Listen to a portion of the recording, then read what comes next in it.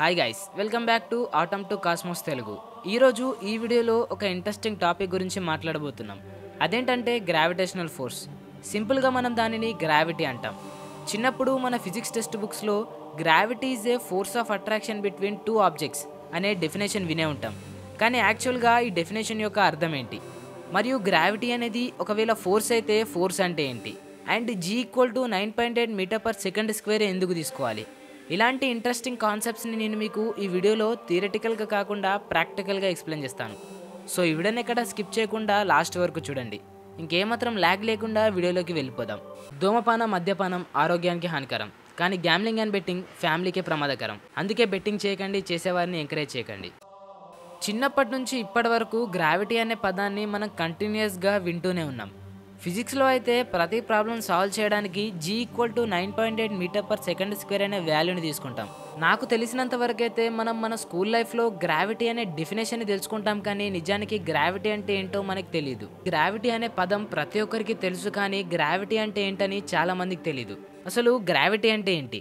1687లో Isaac Newton Apple చెట్టు కింద కూర్చోవడం వల్ల ఆయన గ్రావిటీని డిస్కవర్ చేశాడు అనే స్టోరీ చాలా మందికి తెలుసు. యాక్చువల్గా గ్రావిటీ అంటే ఏంటంటే, గ్రావిటీ అనేది ఒక ఫోర్స్. మరి ఫోర్స్ అంటే ఏంటి? ఫోర్స్ అంటే ఏంటంటే ఏదైనా వస్తువుని మనం కదపడానికి యూజ్ చేసే శక్తి. అంటే ఒక వస్తువుని మనం ఏదైనా ఒక శక్తితో కదపగలిగితే ఆ శక్తిని మనం ఫోర్స్ అంటాం. దీని ద్వారానే మనకి F = ma అనే ఫార్ములా వచ్చింది. ఈ ఫార్ములాలో m అంటే మాస్ అండ్ a అంటే యాక్సిలరేషన్. ఏదైనా కొంత మాస్ ఉన్న ఆబ్జెక్ట్ని మనం కొంచెం యాక్సిలరేట్ అంటే కొంత స్పీడ్తో మూవ్ చేస్తే మనం ఎంత ఫోర్స్ పెట్టామో ఈ ఫార్ములా ద్వారా తెలుస్తుంది. ఒక ఎగ్జాంపుల్ తీసుకుంటే మన దగ్గర ఒక ఆబ్జెక్ట్ ఉంది. ఆ ఆబ్జెక్ట్ యొక్క మాస్ ఎంత అంటే 1 kg.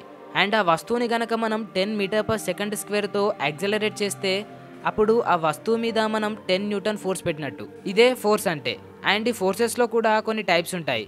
ఎగ్జాంపుల్కి మస్కులర్ ఫోర్స్ అంటే మీరు ఏదైనా ఒక ఆబ్జెక్ట్ని మీ చేతులతో గనక పుష్ ఆర్ పుల్ చేస్తే దాన్నే మస్కులర్ ఫోర్స్ అంటాం. And magnetic force, fictional force, gravitational force ఇవన్నీ కూడా ఫోర్సెస్లో టైప్సే. ఇప్పుడు మనం ఏం టాపిక్ గ్రావిటేషనల్ ఫోర్స్ విషయానికి వద్దాం. ఇందాక మనం మస్కులర్ ఫోర్స్ గురించి మాట్లాడుకున్నాం కదా, అది న్యాచురల్ ఫోర్స్ కాదు, అంటే మనం ఫిజికల్గా అప్లై చేస్తాం. కానీ గ్రావిటీ అనేది న్యాచురల్ ఫోర్స్. అంటే మన యూనివర్స్లో ఉన్న ఏవైనా రెండు ఆబ్జెక్ట్స్ మధ్యలో కొంత అట్రాక్షన్ అనేది ఉంటుంది. ఎలా అంటే మ్యాగ్నెటిక్ అట్రాక్షన్ లాగా. మరి మ్యాగ్నెటిక్ ఫోర్స్కి మరియు గ్రావిటీ అంటే గ్రావిటేషనల్ ఫోర్స్కి డిఫరెన్స్ ఏంటని మీకు డౌట్ రావచ్చు. మ్యాగ్నెటిక్ ఫోర్స్ అంటే రెండు ఆబ్జెక్ట్స్ అట్రాక్ట్ కావాలంటే అందులో ఒకటి మ్యాగ్నెట్ అయి ఉండాలి, మరియు ఇంకొకటి ఫెర్రో మ్యాగ్నెటిక్ మెటీరియల్ అయి ఉండాలి, లైక్ ఐరన్, కోబాల్ట్, నికెల్. కానీ గ్రావిటీ అనేది ఏవైనా రెండు ఆబ్జెక్ట్స్ మధ్యలో మ్యాగ్నెటిక్ ప్రాపర్టీస్తో సంబంధం లేకుండా ఓన్లీ వాటి మాస్ మరియు డిస్టెన్స్ మీద మాత్రమే ఆధారపడి ఉంటుంది. కొంచెం సింపుల్గా చెప్పాలంటే మీ దగ్గర రెండు ఆబ్జెక్ట్స్ ఉన్నాయి అనుకోండి. అందులో ఒకటి 100 kgs మరియు ఇంకొకటేమో 10 kgs. ఇప్పుడు ఆ 10 kgs ఉన్న ఆబ్జెక్ట్ అనేది 100 kgs ఉన్న ఆబ్జెక్ట్కి అట్రాక్ట్ అయిపోతుంది. అండ్ ఈ అట్రాక్షన్నే మనం గ్రావిటీ అంటాం. మరియు ఆ ఆబ్జెక్ట్స్ మధ్య ఉన్న డిస్టెన్స్ పెరిగిన కొద్దీ ఆ అట్రాక్షన్ అనేది తగ్గిపోతుంది. అండ్ మీరు గుర్తుపెట్టుకోవాల్సిన విషయం ఏంటంటే ఆ అట్రాక్షన్ అనేది చాలా అంటే చాలా తక్కువ. మ్యాగ్నెటిక్ ఫోర్స్ అంతా అట్రాక్షన్ ఉండదు. నేను ఇప్పుడు చెప్పే ఎగ్జాంపుల్ వింటే మీకు గ్రావిటీ గురించి క్లియర్గా అర్థమైపోతుంది. మన భూమి యొక్క మాస్ స్క్రీన్పై చూపిస్తున్నా, ఒకసారి చూడండి. ఇప్పుడు ఒక మనిషి యొక్క మాస్ యావరేజ్గా 80 kgs అయితే అంత మాస్ ఉన్న భూమికి ఇంత తక్కువ మాస్ ఉన్న మనిషి అట్రాక్ట్ కాలేడా? మీరే ఆలోచించండి. అందుకే భూమి మీద ఉన్న ప్రతి వస్తువు, చీమ నుంచి బిల్డింగ్ వరకు ప్రతి ఒక్కటి భూమి కంటే మాస్లో చాలా తక్కువ. అందుకే భూమి మీద ఉన్న ప్రతి వస్తువు భూమి యొక్క సెంటర్ వైపు ఆకర్షింపబడుతుంది. అండ్ అలానే భూమి మీద నుంచి స్పేస్లోకి వెళ్ళినప్పుడు భూమికి మరియు ఆ మనిషికి డిస్టెన్స్ పెరుగుతుంది. అప్పుడు ఆటోమేటిక్గా గ్రావిటీ తగ్గిపోతుంది. అందుకే ఆస్ట్రోనాట్ స్పేస్లోకి వెళ్ళినప్పుడు ఫ్లోట్ అవుతారు. ఇప్పుడు మీకు గ్రావిటీ అంటే ఏంటని క్లియర్గా అర్థమైందని నేను అనుకుంటున్నాను. ఇప్పుడు ఈ డెఫినేషన్ ఒకసారి చదవండి, మీకు ఇంకా క్లియర్గా అర్థమవుతుంది. ఇప్పుడు G = 9.8 metre per second square ఎందుకు ఉంటుందని తెలుసుకుందాం. G అంటే యాక్సిలరేషన్ డ్యూ టు గ్రావిటీ, అంటే గ్రావిటేషనల్ ఫోర్స్ వల్ల స్పీడ్ అయ్యే వాల్యూ. సింపుల్గా చెప్పాలంటే ఒక వస్తువుని మీరు కొంత ఎత్తు నుంచి కిందకు వదిలేస్తే దాని స్పీడ్ అనేది ప్రతి సెకండ్కి 9.8 మీటర్ పర్ సెకండ్ పెరుగుతుంది. ఎగ్జాంపుల్తో చెప్పాలంటే మీరు ఒక వస్తువును 100 మీటర్స్ హైట్ ఉన్న బిల్డింగ్ మీద నుంచి కిందికి వదిలేశారనుకోండి, పడేశారు కాదు, జస్ట్ వదిలేశారనుకోండి. అప్పుడు ఆ వస్తువు కింద పడేటప్పుడు ఫస్ట్ సెకండ్లో దాని స్పీడ్ 9.8 మీటర్ పర్ సెకండ్ ఉంటుంది. అండ్ సెకండ్ సెకండ్లో డబుల్ అంటే 19.6 మీటర్ పర్ సెకండ్ అవుతుంది. అండ్ థర్డ్ సెకండ్లో 29.4 మీటర్ పర్ సెకండ్ అవుతుంది. అలా ఆ ఆబ్జెక్ట్ యొక్క స్పీడ్ కింద పడే వరకు పెరుగుతూ పోతుంది. ఎందుకంటే ఆ వస్తువు భూమి వైపు వెళ్తుంది కాబట్టి అట్రాక్షన్ అంటే గ్రావిటీ పెరగడం వల్ల. అండ్ ఈ జీ వాల్యూని ఈ ఫార్ములా వాడి డిస్కవర్ చేశారు. ఇందులో ఈజీ అంటే గ్రావిటేషనల్ కాన్స్టాంట్, ఎం అంటే mass of earth and R అంటే రేడియస్ ఆఫ్ ఎర్త్.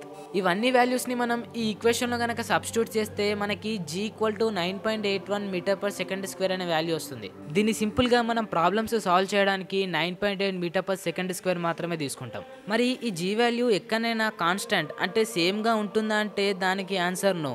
ఎందుకంటే ఈ జీని జస్ట్ ఎర్త్ యొక్క గ్రావిటేషనల్ పుల్, ఎర్త్ యొక్క రేడియస్ మరియు ఎర్త్ యొక్క మాస్ని మాత్రమే యూజ్ చేసి దీన్ని ఫైండ్ అవుట్ చేసాం కాబట్టి అందుకే ఎర్త్ యొక్క gravity 9.8 metre per second square. మరియు ఈ ఫార్ములాలో ఒకవేళ మనం మూన్కి సంబంధించిన వాల్యూస్ గనక సబ్స్టిట్యూట్ చేస్తే మనకి మూన్ యొక్క gravity 1.6 metre per second square వస్తుంది. అండ్ అలానే sun's gravity 274 metre per second square వస్తుంది. ఇప్పుడు మీరు ఒకటి గమనించారా, మాస్ పెరిగిన కొద్దీ వాటి గ్రావిటీ కూడా పెరుగుతుంది. అంటే మూన్ భూమి కంటే చిన్నగా ఉంటుంది కాబట్టి అందుకే దాని gravity 1.8 metre per second square. అలానే భూమి కూడా సూర్యుని కంటే చిన్నగా ఉంటుంది కాబట్టి భూమి యొక్క gravity 9.8 metre per second square. And మన సోలార్ సిస్టంలోనే పెద్దదైన ఆబ్జెక్ట్ యొక్క గ్రావిటీ అంటే సన్ యొక్క gravity 274 metre per second square. And అలానే మన సోలార్ సిస్టంలో ఉన్న ఎక్కువ గ్రావిటీ ఉన్న ప్లానెట్ని కమెంట్ బాక్స్లో కమెంట్ చేయండి. ఇప్పుడు ఇదంతా పక్కనెడితే మీ మైండ్లో ఇప్పుడు నేను చెప్పే ఈ క్వశ్చన్ వచ్చుంటే ఈ కాన్సెప్ట్ మీకు చాలా బాగా అర్థమైనట్లు. క్వశ్చన్ ఏంటంటే గ్రావిటీ అంటే రెండు మాస్ ఉన్న ఆబ్జెక్ట్స్ మధ్యలో అట్రాక్షన్ కదా. మరి చీమకి కొంత మాస్ ఉంటుంది, కానీ మనిషికి చీమతో కంపేర్ చేస్తే చాలా ఎక్కువ మాస్ ఉంటుంది. మరి అప్పుడు చీమ మనిషికి అట్రాక్ట్ అవ్వాలిగా. దీనికి ఆన్సర్ ఎస్. ఒక చీమ మనిషికి మరియు ఒక మనిషి ఒక పెద్ద కొండకి ఖచ్చితంగా అట్రాక్ట్ అవుతాడు. ఎందుకంటే మాస్ పెరిగిన కొద్దీ అట్రాక్షన్ అనేది పెరుగుతుంది కదా. అంటే మన చేతిలో పట్టుకున్న ఫోన్ కూడా మనకి అట్రాక్ట్ అవుతుంది, కానీ అది భూమి అట్రాక్షన్తో కంపేర్ చేస్తే చాలా తక్కువ. సో ఫ్రెండ్స్, ఈ వీడియోలో మీకు గ్రావిటీ గురించి క్లియర్గా అర్థమైందని నేను అనుకుంటున్నాను. ఇది జస్ట్ ఒక బేసిక్ వీడియో మాత్రమే. ఈ వీడియోలో చెప్పిందంతా జస్ట్ న్యూటన్ గ్రావిటీ గురించి మాత్రమే. ఇంకా దానికంటే ఐన్స్టీన్ గ్రావిటీ చాలా డెప్త్గా ఉంటుంది. ఎందుకు స్పేస్లో ఉన్న ఒక ప్లానెట్ మరో ప్లానెట్తో ఢీ కొనడం లేదు? చంద్రుడు భూమి చుట్టూ ఎందుకు తిరుగుతున్నాడు? మన భూమి సూర్యుని చుట్టూ ఎందుకు తిరుగుతుంది? ఈ కాన్సెప్ట్స్ పై కూడా వీడియో కావాలంటే ఐన్స్టీన్ అని కమెంట్ బాక్స్లో కామెంట్ చేయండి. మరియు ఈ వీడియో నచ్చితే లైక్ చేయండి. ఇలాంటి కంటెంట్ కోసం మన ఛానల్కి సబ్స్క్రైబ్ అయ్యి బెల్ని కూడా ఆన్లో పెట్టుకోండి. మనం మన నెక్స్ట్ వీడియోలో మళ్ళీ కలుద్దాం.